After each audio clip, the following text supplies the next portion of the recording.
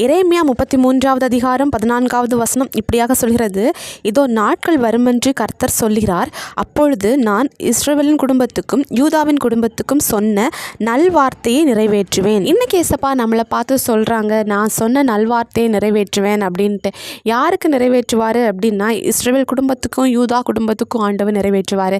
யார் இந்த யூதா, யார் இந்த இஸ்ரவேல் சொல்லி பார்க்கும்போது ஆண்டவராக இயேசு கிறிஸ்துவை விசுவாசிக்கிற நம்ம எல்லாரும் தான். ஆண்டவர் நம்மக்கிட்ட சொன்ன ஒவ்வொரு நல்வார்த்தையும் ஆண்டவர் நிறைவேற்றுவார்.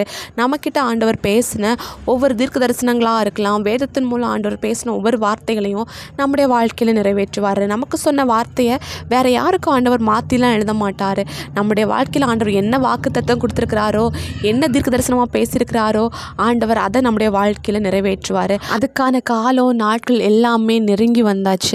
ஆண்டவர் யார் முன்னாடி உங்களை வெட்கப்படுத்த மாட்டார், உங்களை தலை நிமிர்ந்து வாழ வைப்பார். நம்முடைய ஏசப்பா நேற்றும் இன்றும் என்றும் மாறாதவர். ஏசப்பா சொன்ன ஒவ்வொரு நல்வார்த்தையும் நம்முடைய வாழ்க்கையில் நிறைவேறும். இன்றைக்கி ஆண்டவர் சொன்ன ஒவ்வொரு வார்த்தையும் நிறைவேறதுக்கு அவருடைய சமூகத்தில் நீங்கள் காத்திருக்கலாம். ஆண்டவர் உங்களுடைய காத்திருப்புக்கு ஒரு முடிவை நிச்சயமாக உருவாக்குவார். அவரை விசுவாசிங்க. அவர் சொன்ன ஒவ்வொரு நல்வார்த்தையும் உங்கள் வாழ்க்கையில் நிறைவேறும். இயேசு கிறிஸ்துவின் நாமத்தில் ஆமேன்.